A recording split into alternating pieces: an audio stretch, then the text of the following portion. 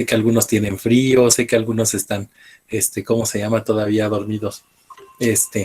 Pero bueno, vamos a tratar de avanzar lo más posible y vamos a tratar de trabajar con los temas que nos hacen falta, que por ahí vamos a cambiar un poquito la dinámica en cuanto a lo de aprende en casa, pero más o menos vamos a seguir haciendo la misma dinámica.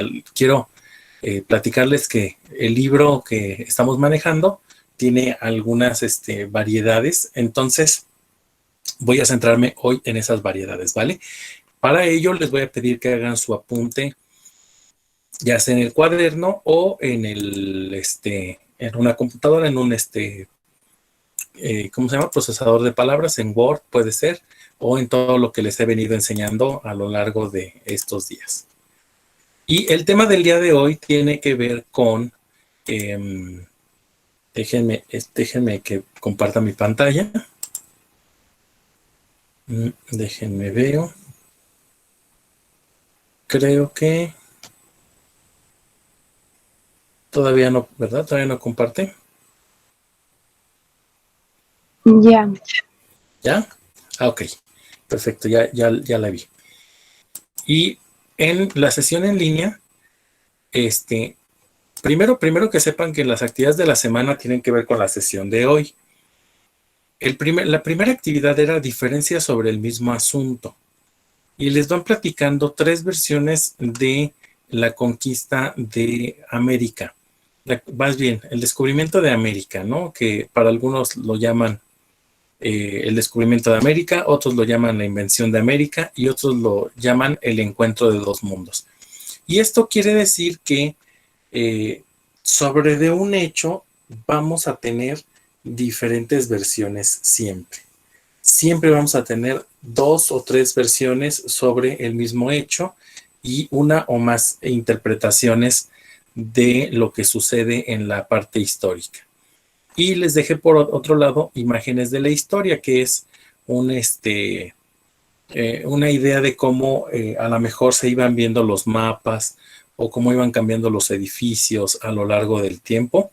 Aquí al final les pedí yo que buscaran en internet 3 mapas que corresponden a la República Mexicana, uno de diferente época para que pudieran ver los cambios que había en ellos. Entonces el día de hoy vamos a ver esto en la clase de hoy, la sesión en línea. Y lo primerito que vamos a ver es las diferentes versiones de la historia, ¿sale? Entonces, ¿listos? Porque tienen que anotar parte de lo que viene en este videíto.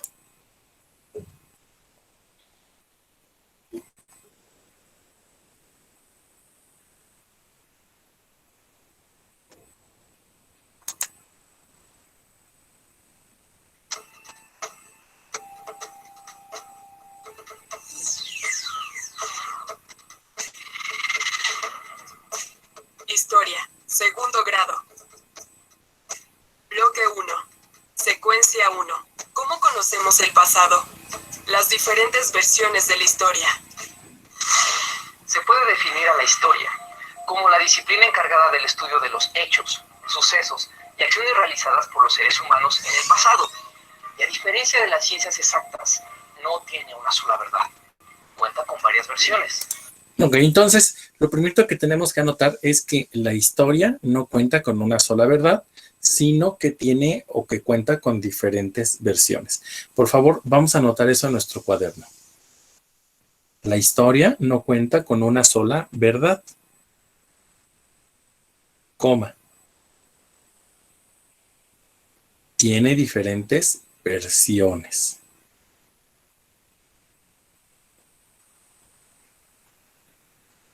Van a poner la fecha del día de hoy. El título del apunte son las diferentes versiones de la historia e imágenes de la historia.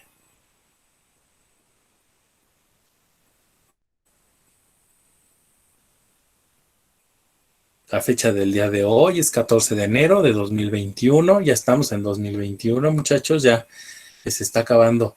Está empezando el año, perdón. Ya se está acabando el segundo año de secundaria, más bien, ¿verdad? Ya estamos a la mitad más o menos del segundo. Muy bien. Pues estas Entonces, quiere decir que la historia tiene diferentes versiones. Vamos a ver de qué trata esto.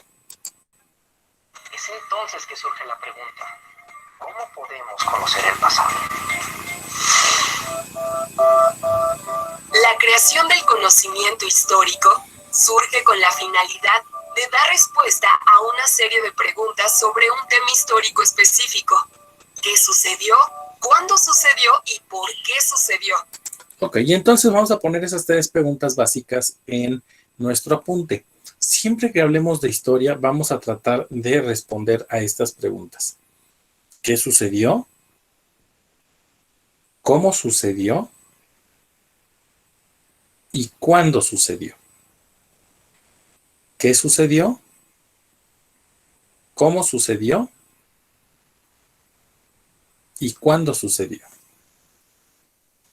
Hay otras 2 preguntas, ¿no? Que de pronto nos hacemos, ¿no? Que nosotros lo ponemos en el lado de historia como causas y consecuencias. Es decir, ¿qué provocó que algo haya pasado y cuáles fueron las consecuencias que provocó este hecho? Por ejemplo, voy a ubicarme en la época de los reyes, la época del absolutismo, en donde la monarquía pues tenía el poder y el control absoluto. Los reyes eran quienes gobernaban a las naciones. Un hecho histórico que cambió esto fue la Revolución Francesa. ¿Por qué? Porque la Revolución Francesa marcó exactamente el parteaguas entre esta forma de gobierno de la monarquía y hacer que las personas comenzaran a tener ideas liberales. Es decir, que supieran que eran ciudadanos y que ellos también podían gobernar. Entonces, si ustedes se dan cuenta, ese es un parteaguas de cómo es que la historia dice, ¿por qué sucedió de cambiar de las monarquías, por ejemplo, a las democracias? Es decir, a que un país pueda elegir un presidente. Y entonces vamos a tener que estudiar estos hechos y van a decir, porque mira, sucede que hubo un grupo que se llamaban los burgueses que empezaban a tener el control económico y entonces esas personas que tenían el poder económico empezaron a tener más dinero que el rey y se voltearon en contra de él y quisieron gobernar. Entonces hay un porqué, ¿no? Ahora, por ejemplo, si ustedes me preguntan una consecuencia de la Revolución Francesa, la Declaración Universal de los Derechos del Hombre y del Ciudadano. Entonces, siempre va a haber una causa y una consecuencia en las cuestiones históricas, ¿vale? Entonces, hasta aquí vamos bien. Lo que van a poner ahí en su cuaderno es que la historia busca saber las causas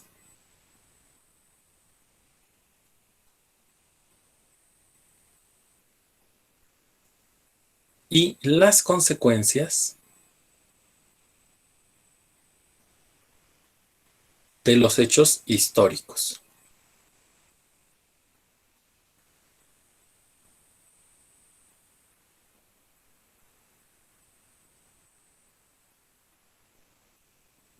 Ok, voy a dejar correr un poquito más el video para que sigamos avanzando.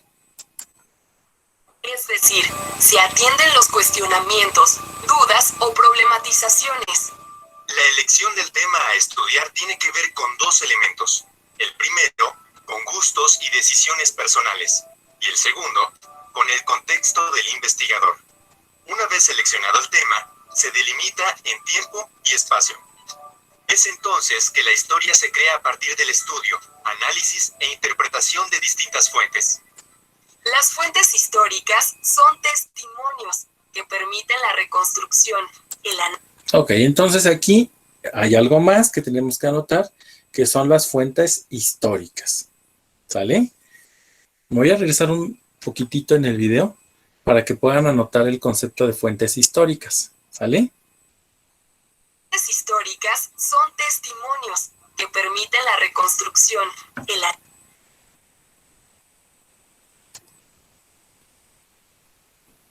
Otra vez lo voy a volver a poner ese pedacito. Fuentes históricas son testimonios que permiten la reconstrucción, el análisis y la interpretación de los acontecimientos del pasado. Ok, me voy a volver a regresar, ¿verdad? Porque todo eso lo tiene que estar en su cuaderno. Las fuentes históricas son testimonios que permiten la reconstrucción, el análisis y la interpretación de los acontecimientos del pasado. ¿Una vez más o ya lo tienen todo? Yo ya. Ok, una vez más, vale. Dichas fuentes históricas son testimonios que permiten la reconstrucción, el análisis y la interpretación de los acontecimientos del pasado. Dichas fuentes se... Ok, voy otra vez de nuevo y es la última vez que lo pongo, ¿vale?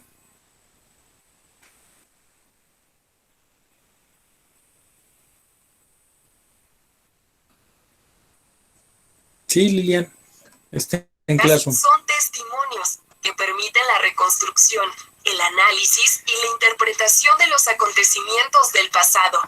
Entonces, básicamente estas fuentes nos van a permitir reconstruir, nos van a permitir analizar y nos van a permitir interpretar algunas de las cosas que sucedieron en el pasado.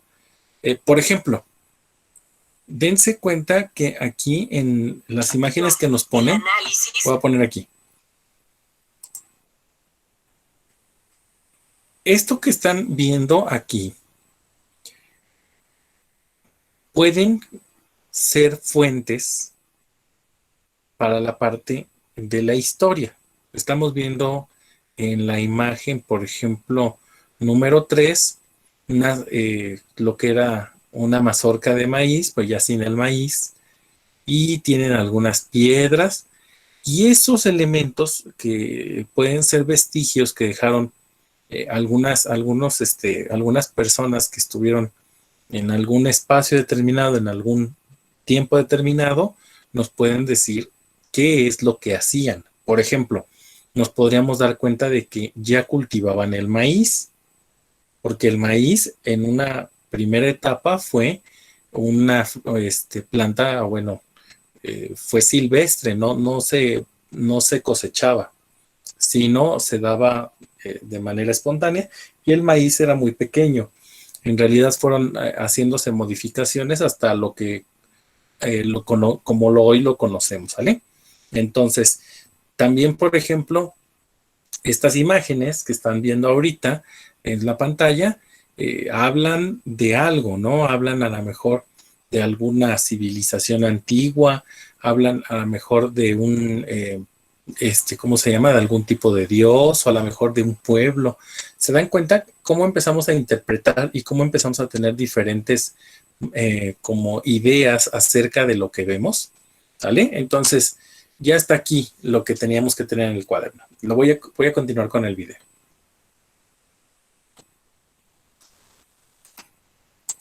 Y la interpretación de los acontecimientos del pasado. Dichas fuentes se dividen en dos tipos, primarias y secundarias. Las fuentes primarias tienen una relación directa con el personaje, hecho o proceso histórico de estudio, y pueden ser escritas, gráficas, orales o arquitectónicas. Las fuentes secundarias son escritos posteriores al objeto de estudio. Ok, me voy a regresar porque ustedes tienen que poner cuáles son las fuentes primarias. Entonces pónganle ahí, las fuentes primarias de la historia son... El personaje. Las fuentes se dividen en dos tipos, primarias y secundarias. Las fuentes primarias tienen una relación directa con el personaje. Las fuentes directas tienen una relación directa con el personaje. Las fuentes primarias tienen una relación directa con el personaje. Hecho o proceso histórico de Hecho o proceso histórico estudio. de estudio. Hecho o proceso histórico de estudio. Y pueden ser escritas, Ok, allí van a poner ustedes, pueden ser escritas, pueden ser escritas, gráficas, orales, gráficas, escritas, gráficas, orales o arquitectónicas. o arquitectónicas.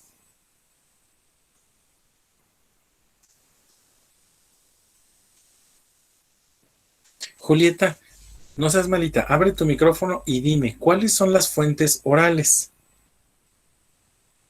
Los testimonios de las personas, por ejemplo, los indígenas que hablan de su historia, todo eso. Exactamente, y que todavía a lo mejor hablan un dialecto, esas son las fuentes orales. Perfecto, Naomi Sahat, ábreme tu micrófono y dime, por favor, ¿cuáles son las fuentes arquitectónicas? Puede ser, por ejemplo, la pirámide de la luna y del sol. Perfecto, entonces son construcciones que han quedado de épocas pasadas. Excelente. Escritos, pues tenemos algunos ya libros a partir de la invención de la escritura, en el caso de las civilizaciones prehispánicas, los códices, y en el caso de los gráficos, pues tenemos muchas imágenes. Ahorita vamos a ir para que veamos todo eso, porque tengo mucho material y veo que se me está yendo muy rápido el tiempo. Las fuentes secundarias son escritos posteriores al objeto de estudio. Ok, vamos a anotar. Fuentes secundarias son escritos posteriores. Las fuentes secundarias son escritos posteriores al objeto de estudio. Escritos posteriores al objeto de estudio. Y en su mayoría realizados por especialistas sobre el tema. Presentan descripciones, análisis e interpretaciones acerca de las fuentes primarias. Ok, entonces en su mayoría están hechos estas fuentes secundarias por especialistas y ya en esas fuentes secundarias se analiza, bueno, ya se estudia con mucho cuidado cada uno de esos elementos, ¿sale? Algunos ejemplos son libros, revistas y documentales, entre otros. Como se mencionó anteriormente, la historia no tiene una sola verdad, sino varias interpretaciones. En la creación del conocimiento histórico entre estudiosos de un mismo tema hay variantes en sus investigaciones, ya que el uso y análisis de las fuentes históricas, así como sus ideas, métodos, perspectivas y formaciones, guían los resultados. Un ejemplo claro en el estudio de la historia es la construcción del personaje de Malintzin, mujer clave en el desarrollo de la conquista de México. Ok, voy a quedarme tantito aquí y voy a preguntarle a Rebeca. Rebeca, ¿qué recuerdas de Malintzin? Porque ya vimos algo en relación a la Malinche o Malintzin. Era una mujer pues que la tenían prisionera y cuando llegaron los españoles pues le usaron de traductora para que los indígenas pudieran entenderle. Perfecto. Hoy, Rebeca, tú tienes una visión de esa mujer que era esclava y que cuando llegan los españoles la hacen como parte de la traducción de Hernán Cortés. Pero por mucho tiempo en México, Malinche tuvo una mala fama porque decían que era como traicionar a la patria.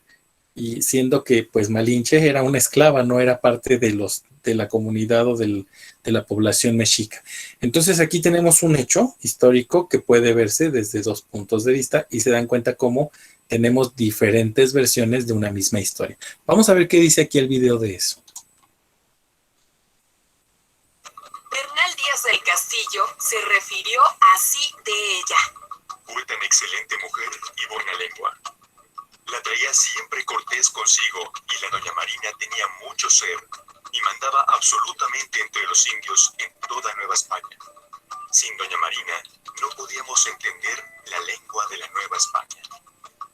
Una mujer cercana a Hernán Cortés, con carácter e imposición sobre los indígenas, y se enfatiza su importancia como intérprete para los conquistadores españoles.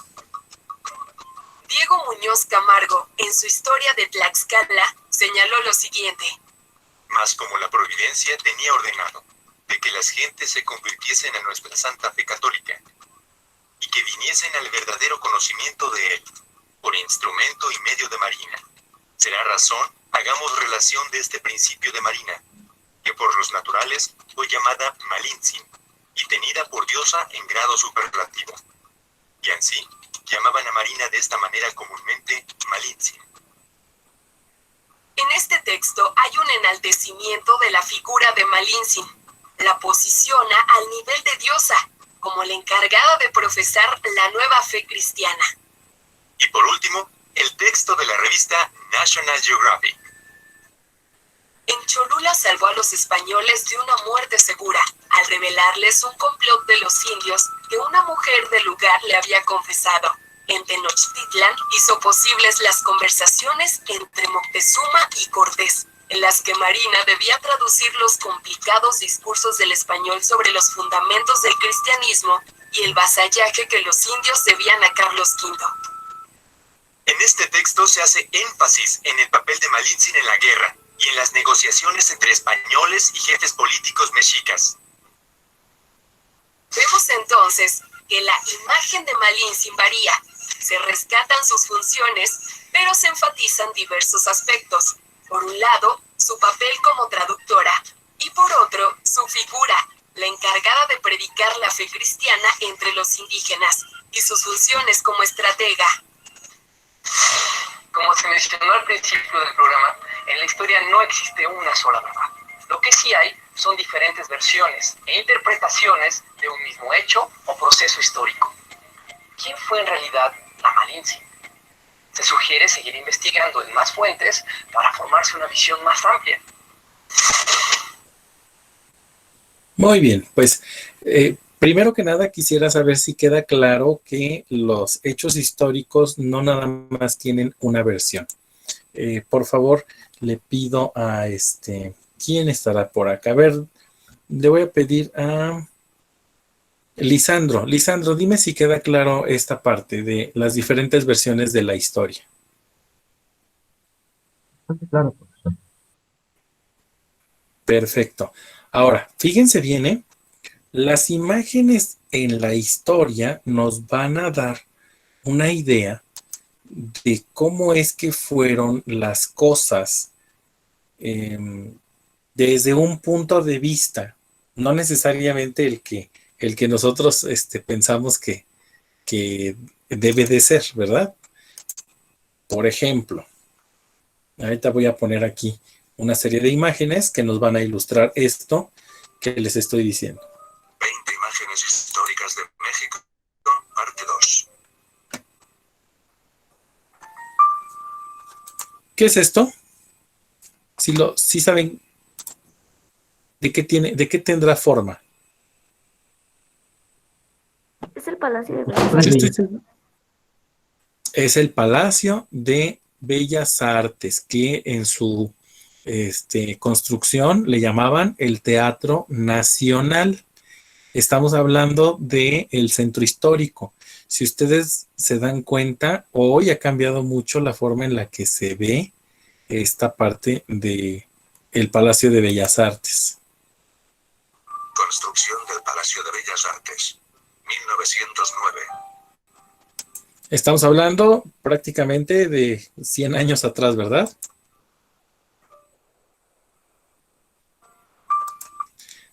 Este es un hospital. ¿Qué le habrá pasado a ese hospital? El terremoto de 1984. El terremoto de 1985. Así es, el terremoto de 1985. Hospital General de México después del terremoto del 19 de septiembre de 1985. Este hecho provocó la muerte de 295 personas. En ese espacio. ¿Alguien les ha hablado de esta fotografía? A mí no. Ok. está el general Villa y el general Zapata. Villa, Francisco Villa, es este señor que está sentado en la silla presidencial. Y este que tiene el sombrero en la rodilla es Emiliano Zapata. Cuando dicen que cuando llegaron a tomarse esa fotografía, le dice Villa a Zapata: mi general, ahí está la silla por la que todos se pelean. Y le dice Zapata: sí. Y Villa le invita a sentarse. Siéntese, mi general. Y le dice Villa: no, dice, todos los que se sientan en esa silla se vuelven locos de poder, yo no. Y entonces Francisco Villa fue el que se sentó en la silla presidencial. Ahí está esa imagen histórica. Francisco Villa sentado en la silla presidencial y a su izquierda Emiliano Zapata. La historia cuenta que al llegar al Palacio Nacional, Zapata se negó a sentarse en la silla pues creía que era la responsable de volver locos a los hombres. Año 1914. Miren nada más, ustedes se imaginan por las calles del centro histórico circulando este automóvil. No, ¿verdad? El primer auto con motor que circuló en México fue un de la Unai Belleville de fabricación francesa, alcanzaba una velocidad de 16 kilómetros por hora y perteneció a don Fernando de Teresa. Año 1895.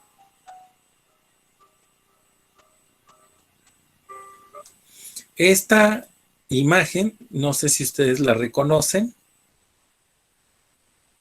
Por ahí pónganme en el chat si reconocen esta imagen. Está en el centro.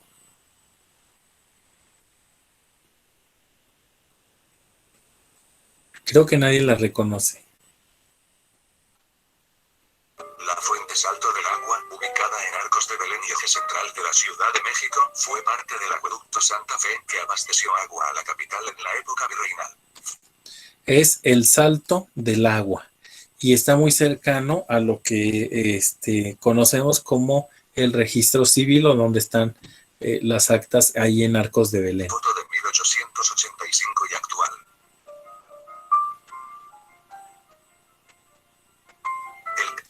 ¿Ya vieron quién está ahí? Con Carlos Salinas de Gortari. Quienes no conocen a Carlos Salinas de Gortari, fue presidente de México. Voy a ver eso tantito. El cantante estadounidense Michael Jackson se presentó en el Estadio Azteca de la Ciudad de México en octubre de 1993. Aquí el rey del pop acompañado del expresidente Carlos Salinas de Gortari y su hija. ¿Sí sabían que Michael Jackson había actuado en el Estadio Azteca? No. Fíjense nada más, qué eventos tan importantes hubo en esa época en México. Ejecución por fusilamiento a un sacerdote durante el conflicto armado llamado Guerra Cristera. La Iglesia se oponía a limitar el culto católico en México. 1928. ¿Alguna vez se imaginaron ver a un sacerdote fusilado? Bueno, pues ahí está una imagen de el momento previo al fusilamiento de este sacerdote en la Guerra Cristera. Adelante, Dianita, no te preocupes. Publicidad de una compañía telefónica en forma de robot. Zócalo de la ciudad de Puebla. 1940. Venustiano Carranza y funcionarios en el tren presidencial antes de partir rumbo a Querétaro. 1916. Consumidores de pulque. Año 1930. El presidente Luis Echeverría y su esposa presenciando un baile tradicional yucateco. 1976. Una joven Frida Kahlo a la edad de 19 años. A que no se imaginaban quién era. 1927. ¿Sí se parece?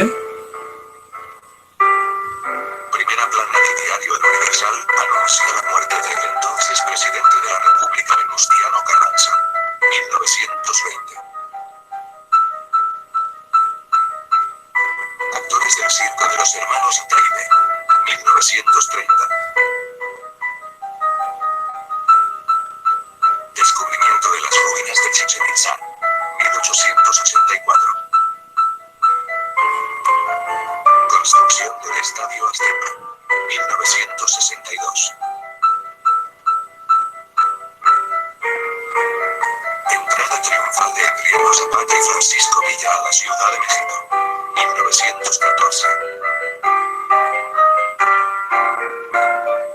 Nevada por primera vez en la Ciudad de México.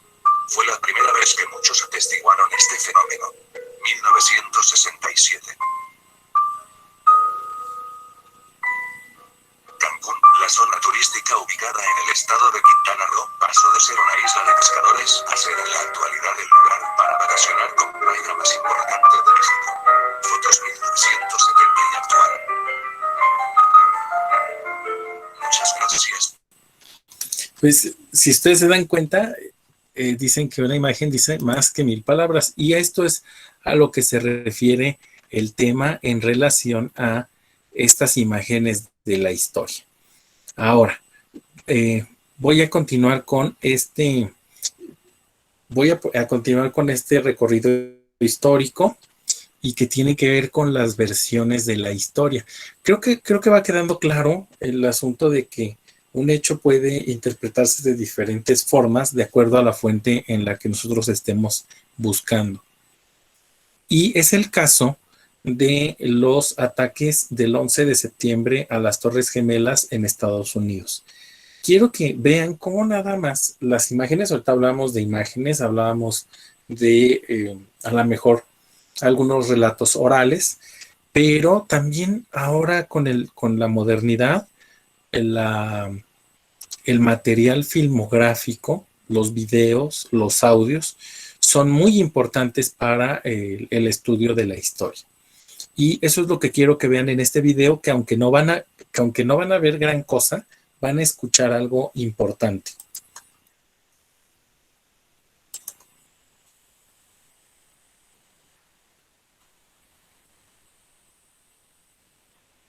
Antes de que yo ponga este video, quiero preguntarles algo. ¿Ustedes conocen qué fue lo que sucedió el 11 de septiembre de 2001? Exacto, Daniel. No. El 11 de septiembre de 2001 hubo 2 aviones que se estrellaron con las Torres Gemelas que estaban en Estados Unidos. Otro avión quiso chocar con lo que fue el Pentágono, y había otro avión que iba a chocar contra la Casa Blanca. Fue un atentado terrorista en contra de los Estados Unidos por parte de los musulmanes. Hasta ese momento, muchachos, nadie le había logrado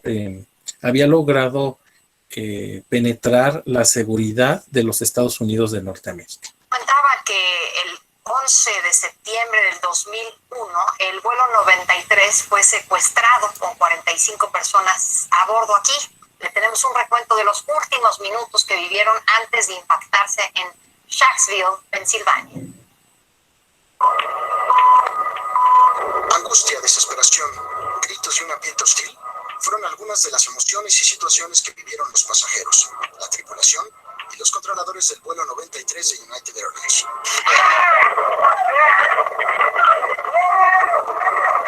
Martes 11 de septiembre del 2001. Lugar: Aeropuerto Internacional de Newark, en New Jersey. Hora: 8:40 am aproximadamente. Destino: San Francisco, California. A bordo de un avión Boeing 757, 37 pasajeros y 7 tripulantes despegaron para emprender el viaje sin saber que no llegarían a su destino. Después de las 9 am, controladores de Cleveland escucharon ruidos y voces extrañas en la cabina de la aeronave. Se percataron que la trayectoria de vuelo había cambiado con rumbo hacia la capital norteamericana.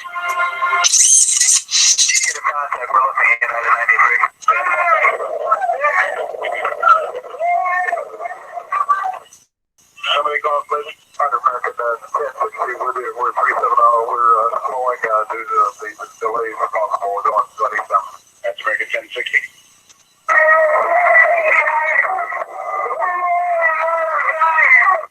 United 93.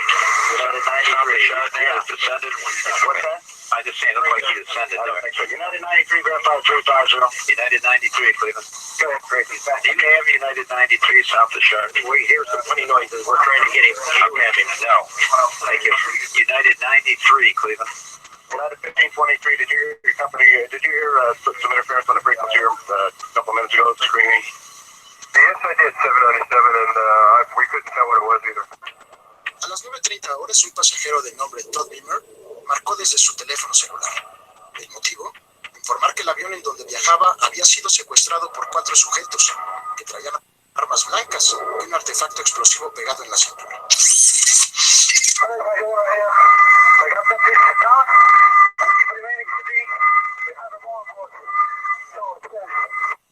Lisa Jefferson fue la operadora que recibió la llamada. Una mujer que pudo escuchar la frustración y los últimos momentos antes de perder la comunicación.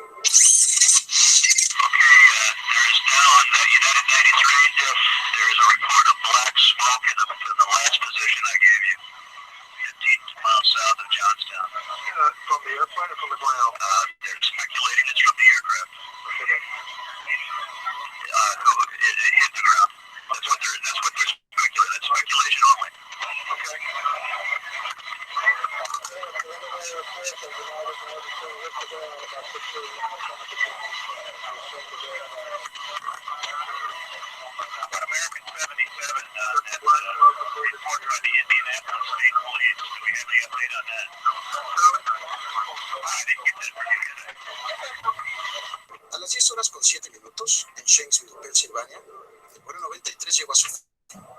Fue el cuarto avión secuestrado durante ese día. Algunas versiones dicen que el avión pretendía ser dirigido al campo David en Maryland, lugar en donde se ubica la Casa Presidencial de Descanso en los Estados Unidos.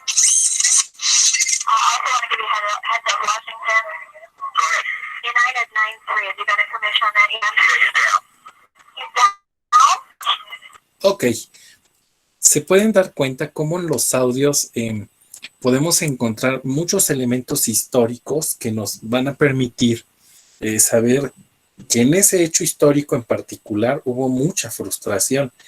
Pero antes de terminar, quiero que vean la otra versión, la versión de, por ejemplo, los musulmanes con Osama Bin Laden, quien fue quien dirigió esos ataques y que realmente él no creía que los Estados Unidos fueran una nación que les estuviera beneficiando mucho a estas comunidades. Al contrario, ellos se sentían amenazados por los Estados Unidos.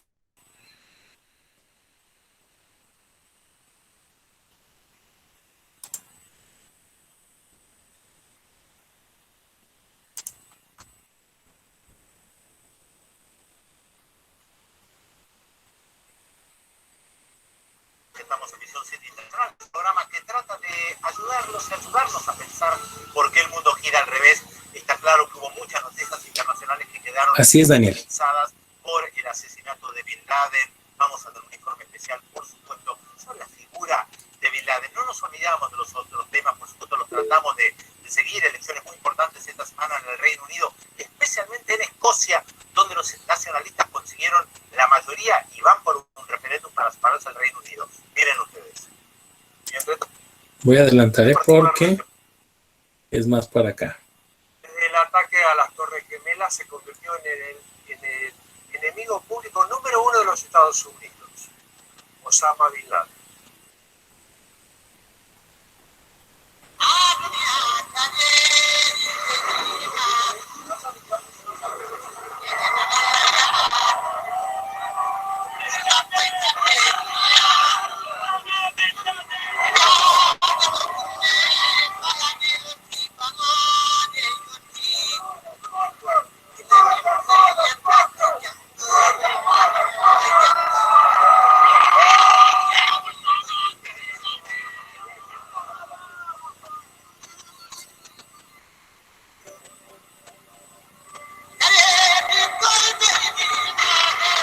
Ese es el momento en el que se estrella uno de los aviones. Apenas 2 semanas después del atentado a las Torres Gemelas, en una entrevista a un diario de Pakistán, Osama Bin Laden negó categóricamente haber formado parte de la trama. A fines de diciembre del mismo año, en un video difundido por la cadena Al Jazeera, dijo de manera ambigua que habían pasado 3 meses desde los bendecidos ataques contra la infidelidad global, contra América, la cabeza de los infieles. فينبغي على كل مسلم بعد هذا الحدث وبعد أن تحدث كبار المسؤولين في الولايات المتحدة الأمريكية ابتداء برأس الكفر العالمي بوش ومن معه وقد خرجوا أسرا وبطرا برجالهم وبخيلهم وقد قلبوا علينا حتى الدول التي تنتسب إلى الإسلام على هذه الفئة. Más tarde, ya en 2004, aseguraba haberlo planificado con Mohamed Atta, considerado el cerebro del atentado. وإني سأحدثكم عن الأسباب وراء تلك الأحداث وسأصدقكم القول. في اللحظات التي اتخذ فيها هذا القرار تتفكروا فأقول لكم علم الله أنه ما خطر في بال نظر الأبراج، ولكن بعدما طفح الكيد وشاهدنا ظلم وتعسف التحالف الأمريكي الإسرائيلي على أهلنا في فلسطين ولبنان تبادر إلى ذهن ذلك، وإن الأحداث التي أثرت في نفسي بشكل مباشر. Muy bien, pues a ver, creo que ha sido algo un buen recorrido, ¿verdad? A ver, vamos a ver, Naomi, te voy a pedir por favor que participes ahorita, Naomi Sahat. Dime, Naomi, ¿cuáles son estas dos versiones que les estoy presentando del 11 de septiembre? ¿Tú qué ves de diferente? Que una es una fuente histórica primaria y otra secundaria. Ok, ahí hay un documental. Perfecto. Rebeca, ¿qué ves en el documental? En estas dos partes que presenté de los musulmanes y de los Estados Unidos. Que son versiones distintas. Una es la versión de Estados Unidos y otra es la de los musulmanes. Perfecto. Julieta, dime, ¿cuál es la versión de los Estados Unidos? Pues siempre va a ser como que a ellos los afectaron, que el otro país atentó contra ellos y pues que ellos no tienen la culpa, ¿no? Claro. Ángel Gabriel, por favor, dime, ¿cuál es la versión de los musulmanes?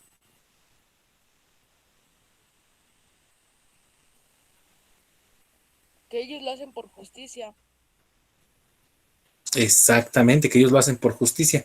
Y aquí había dos comentarios que generaron en mí también una posición en donde yo digo, sí se interpreta la historia, dice Daniel. Mi papá me platicó que los ataques a las Torres Gemelas lo hicieron los propios Estados Unidos para poder justificar la guerra a los musulmanes. Y eso también es otra, digamos, vertiente que ahora tenemos de esta historia de los ataques del 11 de septiembre. Pero quiero que quede entonces claro.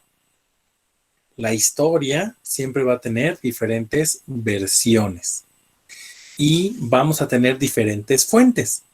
Y entre esas fuentes vamos a encontrar fuentes primarias, como las que les mostré hace un ratito, imágenes, relatos orales, hablábamos de escritos, hablábamos de pirámides o construcciones, etcétera, etcétera. Y hablábamos de fuentes secundarias que las elaboran ya los historiadores, como son documentales, revistas, libros, etcétera, etcétera. Y que a través de esas imágenes, a través de ese material, podemos conocer realmente lo que sucedió en la historia. ¿Queda claro el tema del día de hoy, muchachos? Perfecto, pues vamos a pasar entonces a... ustedes me van a poner ahí al final de su apunte, porque apuntamos muy poquito. Van a describir más o menos qué fue lo que vieron en las imágenes, cuáles fueron las imágenes que les llamaron la atención en las fotografías y qué fue lo que les llamó la atención en relación al video, a los videos, a lo que vimos de Osama Bin Laden y a la caída de las torres o al derribamiento de las Torres Gemelas el 11 de septiembre de 2001. Por favor, en el chat me van colocando su nombre completo, empezando por apellidos, para poder tomarles su lista, su asistencia. Les agradezco mucho que hayan estado el día de hoy puntuales aquí. Nos vemos dentro de 8 días, muchachos. Espero yo que poco a poquito podamos ir pues ensanchando estos horarios virtuales para poder seguir avanzando. Me dio mucho gusto verlos de nueva cuenta. Espero que ustedes también estén contentos de volverme a ver, de volverme a escuchar, porque seguramente ya también en la casa de pronto se vuelve monótono estar todo el tiempo en la casa y no tener un lugar a donde salir, ¿no? Síganse cuidando, muchachos. Ustedes saben que la pandemia hoy ha cobrado una fuerza muy importante. Procuren salir muy poco, si tienen que salir con cubrebocas, mantengan la sana distancia. Por favor, cuiden mucho a la gente mayor, que son personas muy vulnerables ante esta situación que estamos viviendo en nuestro país. Y recuerden, ustedes pueden hacer todo lo que se propongan, inclusive estando en línea, ¿vale? Hasta luego, maestro. Muchas gracias. Cuídense mucho, que estén muy, muy bien. Hasta luego, profe. Hasta luego, maestro. Nos vemos la siguiente semana. Hasta luego. Hasta luego. Hasta luego, profesor. Cuídense mucho. Hasta luego, maestro. Nos vemos, Luis Ángel, que estés muy bien. Todavía me faltan por pasar lista, ¿verdad? Soy Ángel Gabriel. Ángel, sí es cierto, ya te escuché. Muy bien. Cuídate mucho, Ángel. Igualmente, maestro. Hasta luego, maestro. Nos vemos, cuídate mucho.